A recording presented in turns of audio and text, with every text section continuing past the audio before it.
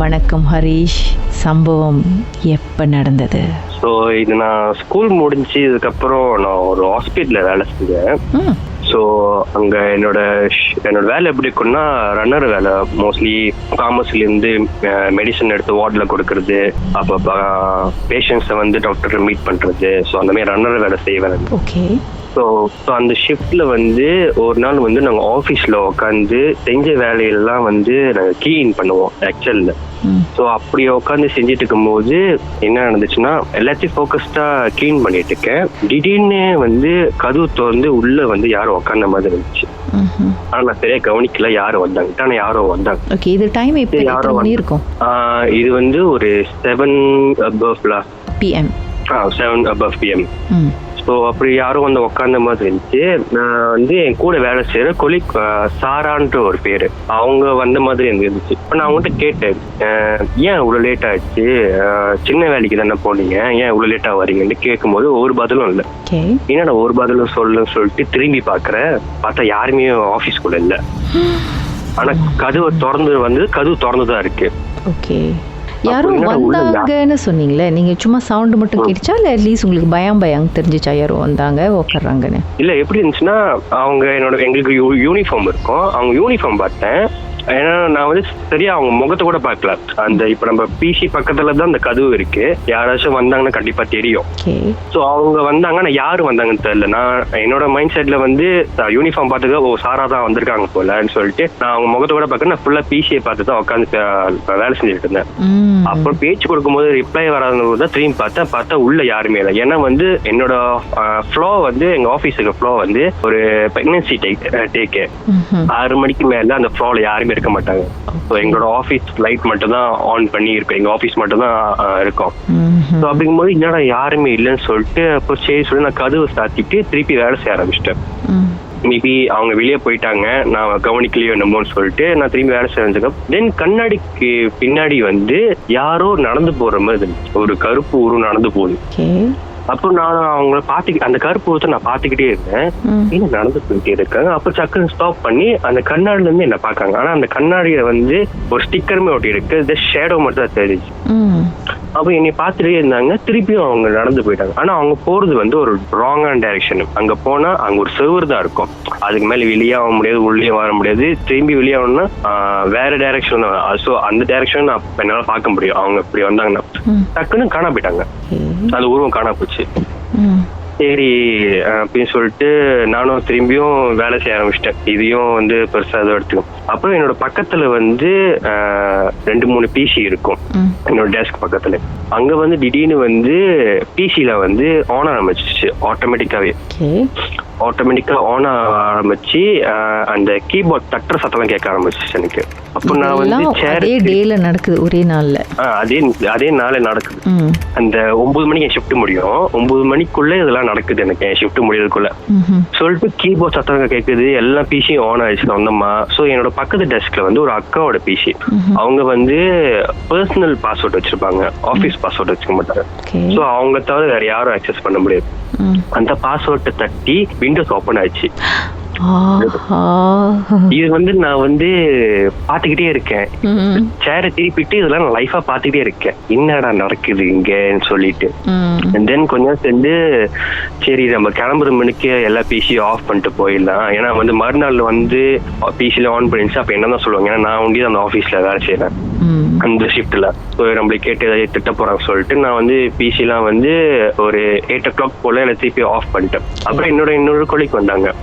அவங்க வந்துட்டு அவங்க மேன்ல வந்துட்டு என்கிட்ட பேசிட்டு இருக்கும் போது திடீர்னு வந்து திருப்பி கீபோர்ட் சத்தம் கேட்டுச்சு. அப்ப அவர் என்னை பார்த்துட்டு உனக்கு கேட்டுச்சான்னு கேட்டாரு. ஆமா கேட்டுச்சு. அப்போவா கிளம்பிடலான்னு என்கிட்ட சொன்னாரு. சரி கிளம்பிடலாம் சொல்லிட்டு கதவு திறக்க போறோம். இன்னும் ஷிஃப்ட் முடிய 30 minutes இருக்குல்ல. சோ நாங்க கதவு திறக்கோம். திடீர்னு 2 நாட்கள் சருன்னு பின்னாடி வந்துச்சு. எடுத்தாலும் 2 வாரம் ஓட்டம். கீழே போயிட்டு கம்ப்ளைண்ட் பண்ணிட்டு வீட்டுக்கே கிளம்பிட்டோம். கடைசி வரைக்கும் சாரா வரவே இல்லை. அவங்க தெரியல, அவங்க போனவங்க ஆளே காணும். திரும்பியும் பார்க்கவே இல்லை. அவங்க ஸ்ட்ரெயிட்டாவே வந்து மறுநாள் கேட்டதுக்கு வந்து நான் வேலை முடிச்சு ஸ்ட்ரெயிட்டா கம்ப்ளைண்ட் பண்ணி கிளம்பிட்டேன், நான் ஆஃபீஸுக்கே வரலன்னாங்க. ஓகே. அப்புறம் நான் வந்து ஓகே யாரும் வந்துட்டு போயிருக்காங்க இப்போ விசிட் பண்ணேன் பாக்குறதுக்குன்னு சொல்லிட்டு நானும் விட்டுட்டேன். நான் அது பெருசா எடுத்துக்கல. ஸோ அதே வீக்ல வந்து சாட்டர்டே வந்து நான் வந்து என்னோட வீட்டுல தனியா தங்கி ஒரு இடத்துக்கு கேமராமேன் வேலைக்கு போவேன். இருங்க அப்படி இருங்க, அந்த நேரத்துல என்ன நடந்துச்சுன்னு பாட்டுக்கு பிறகு நம்ம பேசலாம். ஓகேக்கா.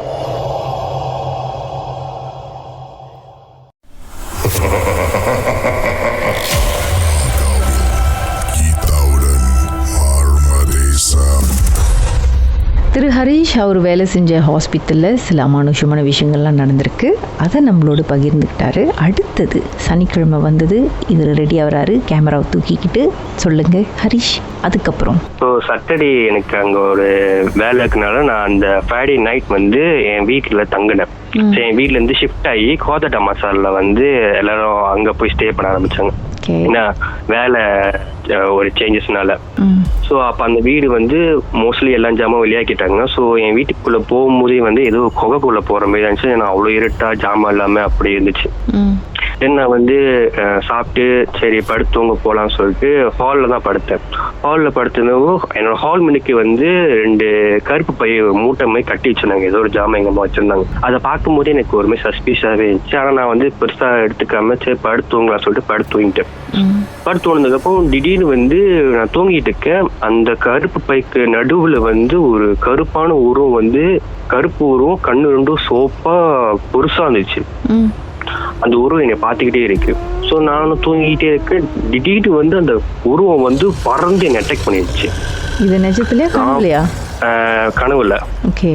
ஸோ நான் பதறி அடிச்சு அந்த கனவுல வந்து பதறி அடிச்சு நான் வந்து ஃபோனை தேடி எங்கள் அம்மாவுக்கு ஃபோன் அடிச்சு கதறிட்டு அழுதுகிட்டே பேசுகிறேம்மா, இனிமேல் நடந்துருச்சுமா, என்னை வந்து கூட்டிகிட்டு போங்கம்மா இங்கன்னு சொல்லிட்டு எங்கள் அம்மாட்ட அழுதுகிட்டே பேசுகிறேன். ஸோ பேசிகிட்டே இருக்கும்போது திடீர்னு வந்து என்னோட ஃபோன் நின்ட்டோன்னே திரும்பி கேட்குது எனக்கு. அப்போ தான் நான் ரியலைஸ் பண்ணுறேன் வந்து அது கனவுன்ட்டு. ஏன்னா அப்போ தான் ஃபோன் அடிச்சு சத்தம் கேட்டு நான் ஏஞ்சிச்சேன். ஸோ ஏஞ்சிட்டு எங்கள் அம்மா எனக்கு ஃபோன் பண்ணாங்க. இனிமே ஓகேவா அங்கே இருக்கிய, ஓகேவா எந்த பிரச்சனையும் இல்லை தானே கேட்டாங்க. நான் சொன்னேன் ஒரு பிரச்சனையும் இல்லை, ஓகே தான் சொல்லிட்டு. ஸோ இதில் என்னன்னா அந்த கனவுல வந்த டைமிங்கும் எங்கள் அம்மா ஆக்சுவலில் ஃபோன் அடித்த டைமிங் ஒரே டைம் 3 மணி. ஸோ இதை நான் வந்து ஃபோன் அடிச்சு நான் வந்து அந்த டைமிங் கவனிச்சுட்டு நான் அரை தூக்கத்தில் சொல்லிட்டு திருப்பி பேக் டு ஸ்லீப் போயிட்டேன். அப்புறம் தூங்குனதுக்கு அப்புறம் திருப்பியும் வந்து நான் வந்து ஃபுல்லா போரை போத்திட்டு அப்படியே நேரா படுத்துக்கிட்டேன். இப்போ எனக்கு ஒரு ஃபீல் ஆயிடுச்சு, யாரும் என்னை பார்த்துட்டே இருக்காங்க சொல்லிட்டு.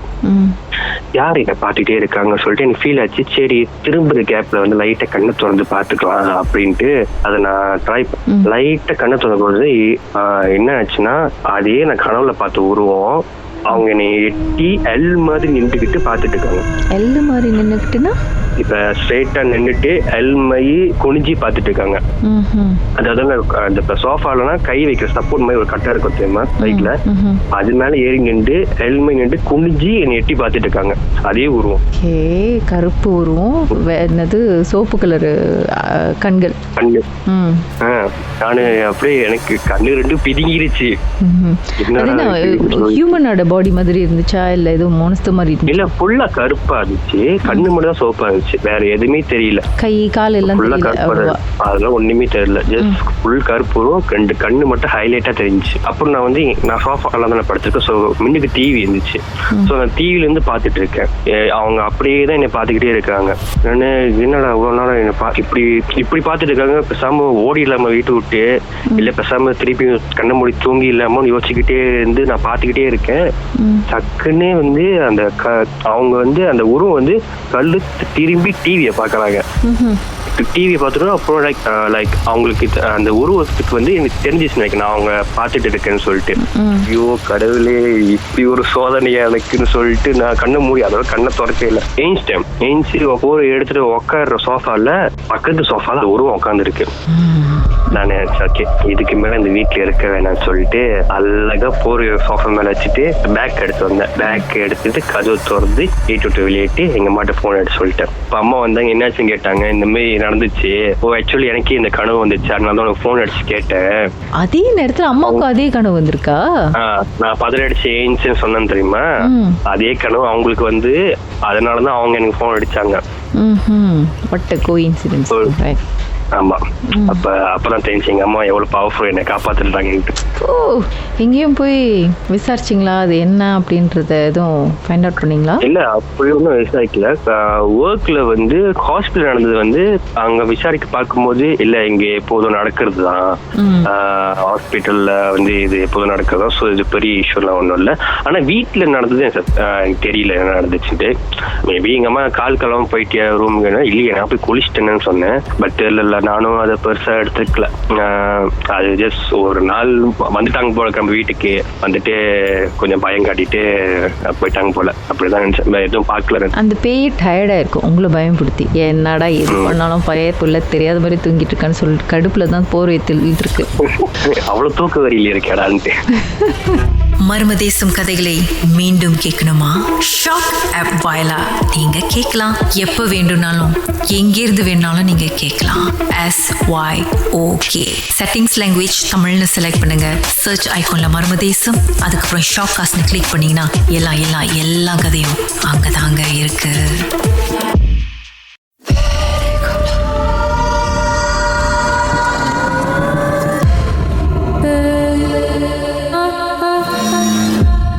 எந்த பேர் சார் பார்த்து அரண்டு மிரண்டு போனீங்க? வணக்கம் மிஸ்டர் ராஜ். வணக்கங்க மிஸ் கீதா. சொல்லுங்க மிஸ் கீதா, இது வந்துட்டு பேய பார்க்கல, அது இறந்துட்ட பிறகு நண்பனை வந்து பேயின்னு ட்ரீட் பண்ண முடியல. ஆனா இறந்தது வந்து க்ளோஸ் ஃப்ரெண்ட். ஓகே, என்ன ஆச்சு சொல்லுங்க. ஓகே, நாங்க யங் ஏஜ்ல ஆல்மோஸ்ட் அரௌண்ட் 20 years. ஸோ நாங்கள் ஒரு 3 ஃப்ரெண்ட்ஸ், ரொம்ப க்ளோஸ் ஃப்ரெண்ட். ஒரு 6-7 வயசுலேருந்து ஒரே கம்பத்து வீட்டில் இருந்தோம், எல்லாம் பக்கம் 6-7 வயசுலேருந்து until 20 years அவர் இறக்குற வரைக்கும் நாங்கள்லாம் ஸ்டில் க்ளோஸ் ஃப்ரெண்ட், ஒரு 3 ஃப்ரெண்ட்ஸ். ஓகே, அப்போ நாங்கள்லாம் ஆளுக்காளுக்கு ஒரு கேர்ள், அந்த டைம் யங் ஏஜ், எல்லாம் ஆளுக்காளுக்கு ஒரு கேர்ளை டீப்பாக லவ் பண்ணோம். ஓகே, அப்போ அங்கே அந்த டைம்ல எங்களுக்குள்ள ஒரு ஸ்மால் பேட், ஒரு சின்ன வயசுல சின்ன பிள்ளைங்க மாதிரி ஒரு பேட் பண்ணிக்கிட்டோம். யாரோட காதல் சக்சஸ் ஆச்சோ ஜெயிச்சவங்களுக்கு ஒரு மோதிரம் போடணும். எங்க 3 பேருக்குள்ள ஒரு பேட் சக்சஸ் ஆச்சுன்னா. ஸோ ஆனா நான் சொல்ற அந்த ஃப்ரெண்ட்ஸோட காதல் வந்து இறந்துதான் சக்சஸ் ஆச்சு. இறந்துட்ட பிறகு சக்சஸ் ஆயிடுச்சு. இது நீங்களே யோசிப்பீங்க என்ன சொல்றாரு. சரி சொல்லுங்க. ஓகே, ஸோ அப்ப அவரு வந்துட்டு அந்த காதல் டைம்ல வந்து அவரை யாரும் மர்மமா கடத்தி மர்ம முறையில கொலை பண்ணிட்டாங்க.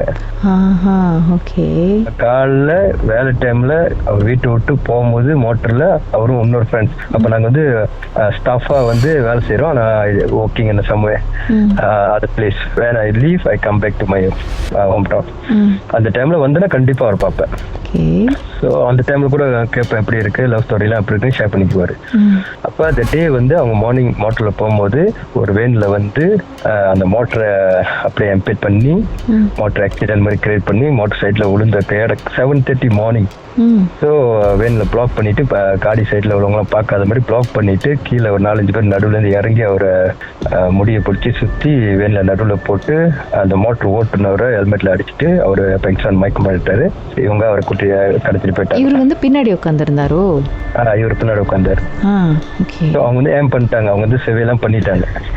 ஸோ அப்ப கடத்திட்டு போனதா அது முடிச்சு க்ளோஸ் ஸ்டோரி. ஸோ அவர் வந்துட்டு 3 days கழிச்சு தான் அவரோட பாடி வந்து இன்னொரு இடத்துல இருந்து போலீஸ் மூலியமா தகவல் வந்து போய் பார்த்தா கன்ஃபார்ம் அவர் தான். ஸோ ஆனா அவரை வந்து ரொம்ப கொடூரமான முறையில கொலை பண்ணிட்டாங்க. ஸோ அப்போ நாங்க கண்டுபிடிச்சாங்க போலீஸ். ஸோ அவர் வந்து காஜாங்கில் வந்து கண்டுபிடிச்சிருக்காங்க. காஜாங்கில் எந்த நிலைமையில இருந்தார் அவரு? ஆனா அவர் வந்து இங்க இருக்கிற ஹோம் டவுன்ல இருந்து அவர் மிஸ்ஸிங் ஆகி ரொம்ப தொலைவுல கண்டுபிடிச்சிருக்காங்க. சோ ஒரு ரூம்லயா இல்ல கடல் என்னது ஒரு ரிவர்? இல்ல, அவர் வந்துட்டு கொலை பண்ணிட்ட பிறகு ஒரு ப்ராஜெக்ட் டெவலப் ஏரியால வந்து அப்பதான் ஒரு பில்டிங் கன்ஸ்ட்ரக்ஷன் சமையல கொண்டோ. ஸோ அதுல வந்து ரபிஷ்ல வந்து தூரவு பண்ணிட்டாங்க. அதை தூரவு பண்ணும் போது சம்போடி மேலேருந்து பார்த்துட்டு என்ன வீசுறாங்க அப்படின்ட்டு இன்ஃபார்ம் டு போசம் பொடியில். அப்ப எல்லாம் வந்து போலீஸை கால் பண்ணி கூட்டு வந்து பார்க்கும்போது தென் போலீஸ் ஏன்னா இங்க 3 நாளா தேடிட்டு இருக்காங்க. பேப்பர்ல பக்கத்துல 3 நாள் இவரோட பக்கம் தான் வந்துச்சு. இவரோட போட்டோ போட்டு மர்மமான முறையில் கடத்தல். இதெல்லாம் ஒரு 20 years பேக் நடந்தது. ஸோ அப்ப நாங்கள் விஷயம் கேள்விப்பட்டக்கார நாங்கள் வந்துட்டு அப்புறம் தேர்ட் டே வந்து விஷயம் தெரிஞ்சிச்சு, பாடி எடுத்து வராங்க வீட்டுக்கு. நானும் இன்னொரு ஃப்ரெண்ட்ஸ், நாங்கள் 3 பேர்ல இவர் இறந்துட்டாரு, நாங்கள் இன்னொருத்தர். நாங்கள் வந்துட்டு பார்த்துட்டு அழுந்துட்டு தெரிஞ்சிச்சு. ஆனால் கன்ஃபார்மான எஸ்சிட்லாம் ஊற்றி அவர் சோப்பா இருப்பார், கருப்பாயிட்டாரு. ஸோ ஆள் முகமே யாரை பார்க்க முடியாத அளவுக்கு ஆகிட்டாங்க. ஆனால் நாங்கள் ஃப்ரெண்ட்ஸ் பார்த்துக்கிற தெரிஞ்சிச்சு அவர் தானே. ஸோ அப்புறம் அன்னைக்கு இறப்புலாம் முடிஞ்ச கையோட நாங்கள் மோட்டரில் ட்ராவலிங் பண்ணுறோம். ஸோ மோட்டரில் போயிட்டு இருக்கோம். அப்போ எங்கள் பின்னால் something like I feel something. So அப்போ நான் எனக்கு தெரிஞ்சிச்சு ஒரு இது ஃபாலோ பண்ணுறாரா. நீங்கள் பைக்கில் போகும்போது ஒரே பைக்கில் போகிறீங்க 2 பேரும்? இல்லை, நாங்கள் அந்த அவர் இறப்பெல்லாம் காரியெல்லாம் முடிச்சுட்டு that same evening I go back to my estate. So நீங்கள் தனியாக உங்கள் பைக்கில் போயிட்டு இருக்கோம். ஈவினிங் ஒரு 7 something போயிட்டு இருக்கோம், 7 PM போயிட்டு இருக்கோம். அப்போ ஐ ஃபீல், ஸோ அப்போ எனக்கு சம்திங் ஃபீல் பிஹைண்ட். இப்போ நான் மனசில் சொல்லிட்டேன், தயவு செய்து மேலே கீழே எதை கையை வச்சிரு, அது விளையாட்டுக்கு அப்புறம் என்னால் தாங்க முடியாது, நான் ஒண்டியாக ஓடிட்டு இருக்கேன், அமைதியாக வந்துரு, நான் தனியாக போயிட்டு இருக்கேன், பயந்துருவேன் அப்படின்ட்டு. ஸோ ஒன்றும் இல்லை. ஸோ நாங்கள் வீட்டுக்கு போயிட்டு பார்க் பண்ணிட்டோம். ஸோ மை சிஸ்டர் டாட்டர் இப்போ வந்தாக்கா, உங்களுக்கு ஏன் வந்து யாரோ பின்னாடி இருக்கிற மாதிரி ஃபீல் பண்ணுச்சு? ஓட்டிட்டு இருக்கும்போது சம்திங் ஃபீல், பின்னால் மோட்டர் ஹெவியா இருக்கிற மாதிரி. ஸோ மோட்டர் ஹெவியா ஃபீல் பண்ணுது. அப்புறம் பின்னால் அப்படியே உடம்புலாம் அப்படியே கை காலெல்லாம் செலுத்துருச்சு, முடியெல்லாம் அப்படியே தூக்கிடுச்சு சுத்திட்டு. அப்புறம் வீட்டுக்கு போயிட்டோம். மை சிஸ்டர் டாட்டர் வந்து ஒரு 3 years எப்போதும் போன கேட அவங்க வந்துருவாங்க. பாட்டுக்கு பிறகு பேசுவோம் என்ன நடந்துச்சு அதுக்கப்புறம். ஓகேங்க.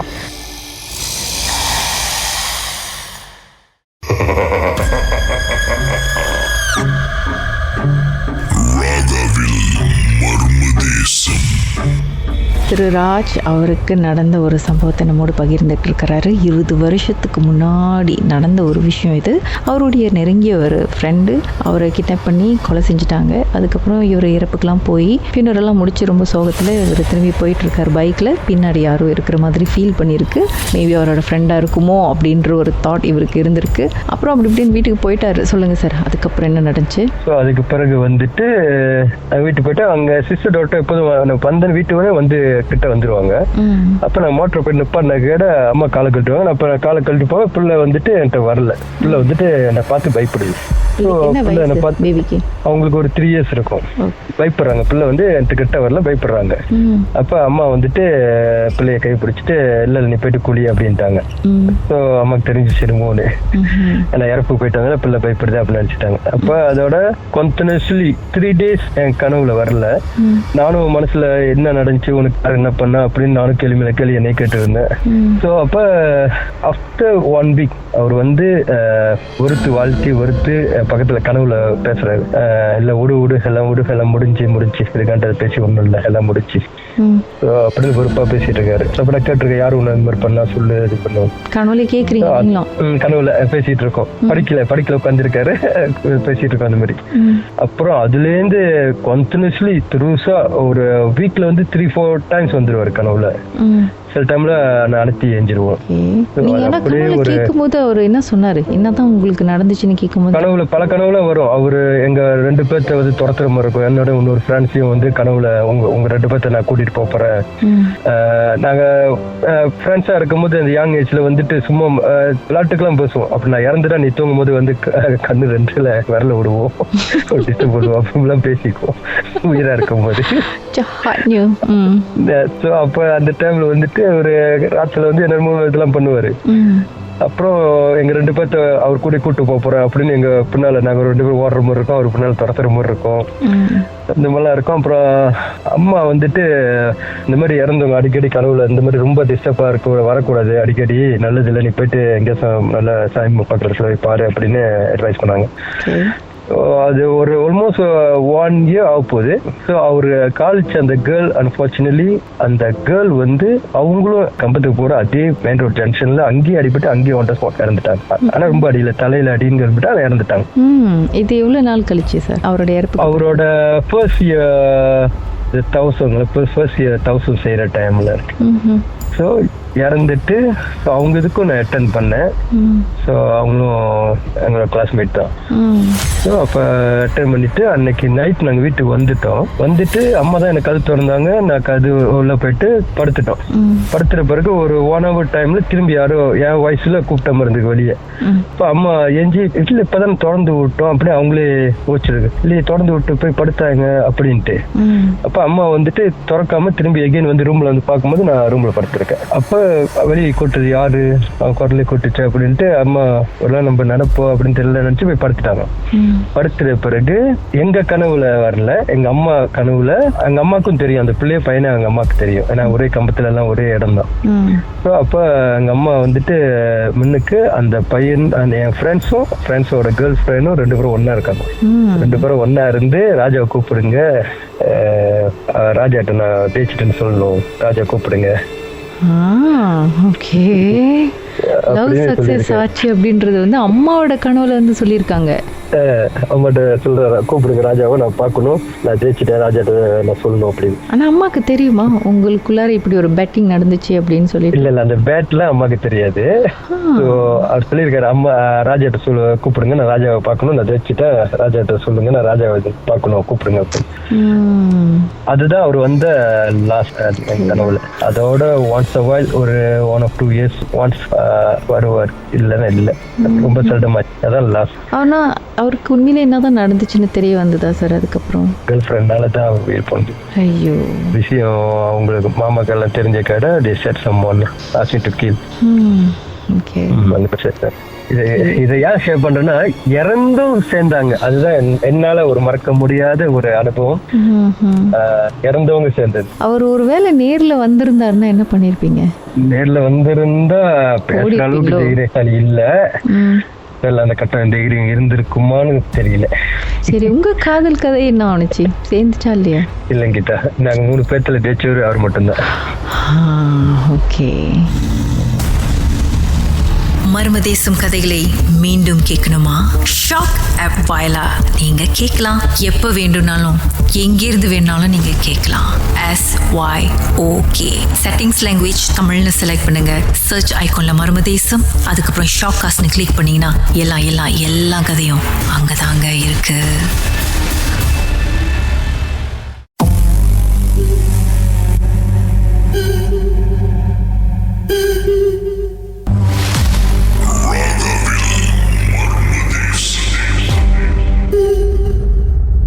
என்னதான் நடந்தது திருமதி வாணி? ஒரு 2 வருஷத்துக்கு முன்ன வந்துட்டு என்னோட நேபர்ஸ் வீடு ரெண்டல் விட்டுட்டு போயிட்டாங்க வேற இடத்துக்கு. இந்த வீடு வந்து ஒரு திருநங்கை வந்து தங்கி இருந்து வேலை செஞ்சு இருந்தாங்க. அப்போ அவங்கள வந்து லிஃப்ட் பண்ணி ஏமாத்துறேன் அப்படின்னு சொல்லி ஒரு காய் வந்து அவங்கக்கிட்ட காசு இருக்கு, ஸோ அது பழகி ரொம்ப வேர்ஸ்டான ஒரு சிச்சுவேஷன்ல வந்து அவங்கள ஏமாத்திட்டு போயிட்டாங்க. அப்ப அவங்களுக்கு வந்து அந்த நினைப்பு வரும்போதெல்லாம் வந்துட்டு அவங்க லைக் ரொம்ப கத்தி அழுவுறது, அந்த மாதிரி சொந்தமாவே லைக் ரொம்ப ஒரு மென்டல் ரீதியா மன ரீதியா ரொம்ப பாதிக்கப்பட்டு அப்ப வேலைக்கு கூட போகாம அப்படியே இருந்துட்டாங்க. சடன்லி வந்து அந்த ஏமாத்தின நபர் கொஞ்ச நாள் இல்லாம திடீர்னு பார்த்து அவங்க கிட்ட சண்டை போட்டு அந்த சண்டை பெருசாகி விடிகால 2 மணிக்கு வந்து ரொம்ப வேர்ஸ்டான ஒரு சத்தம், லைக் என்னை காப்பாத்துங்க அப்படின்னு சொல்லி அந்த ஒரு சத்தம், அது வந்து எங்க லைஃப்ல மறக்கவே முடியாது. அந்த காப்பாற்ற வேண்டிய சிச்சுவேஷன்ல அங்க வந்து யாருமே இல்ல. ஏன்னா அப்புறம் ஏதாச்சும் நடந்துருமே, நான் இருக்கிற இடம் வந்து அவங்களுக்கு என்ன அப்படின்ட்டு ஒரு சண்டை நடத்த கூட எட்டி பார்த்துட்டு தெரியாத மாதிரி இருந்துருவாங்க.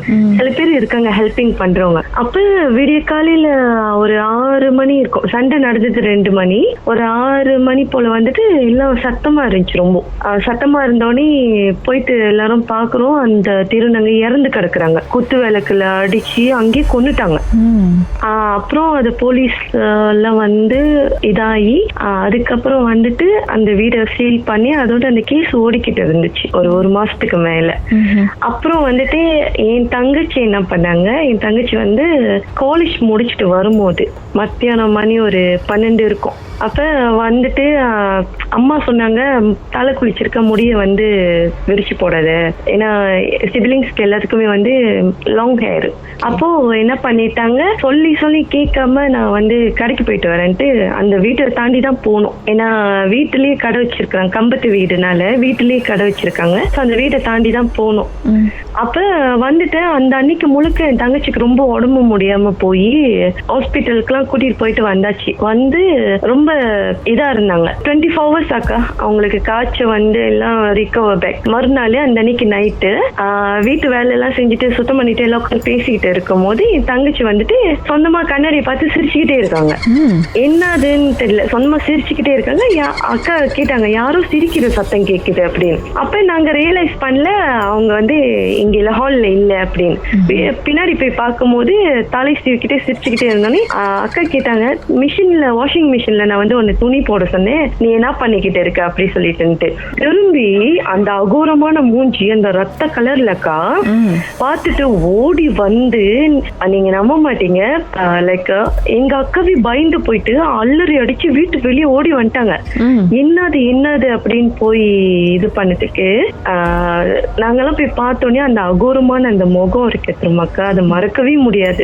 அழுதுகிட்டே என்ன கொன்னவனை நான் கொல்லாம விட மாட்டேன் சொல்லி அந்த ஒரு சிச்சுவேஷனு உண்மையா சொல்றேன்க்கா, அது எங்க வாழ்க்கையில மறக்கவே முடியாது. அதுக்கப்புறம் வந்துட்டு எங்க என்ன பண்ணாங்கன்னு தெரியல. அதுக்கப்புறம் வந்துட்டு எல்லாமே நார்மல், பேக் டு நார்மல் ஆயிட்டாங்க அக்கா. அதுதான் மறக்க முடியாத ஒரு சிச்சுவேஷன். ஆனா அந்த கடைசியில அவங்க சிஸ்டர் வந்து திடீர்னு அந்த மாதிரி ஆக்ரோஷமா மாறினாங்க, முகம்லாம் மாறினுச்சு. ஆமாக்கா. சோ நீங்களாம் கத்தி பயந்து வீட்டு விட்டு வெளியே ஓடிட்டீங்க. அதுக்கப்புறம் அம்மா என்ன வெளியே ஓடியாச்சு. அம்மா அதுக்கப்புறம் வந்துட்டு யாரையும் கூப்பிட்டு என்னமோ செஞ்சாங்க அக்கா. அதோட எனக்கு என்ன நடந்துச்சு எனக்கு தெரியல. 2 days வந்து வீட்டுக்கு யாருமே போல. அதுக்கப்புறம் தங்கச்சி நார்மலா ஆயிட்டாங்க. அந்த சிச்சுவேஷன் என்ன நடந்துச்சு தெரியல. ஏன்னா பெரியவங்க எல்லாம் கூப்பிட்டு இந்த என்னமோ சாமி பார்க்கணும் அது இது என்னமோ பேசிக்கிட்டு இருந்தாங்க. அதோட என்ன ஆச்சுன்னு ஒண்ணுமே தெரியல.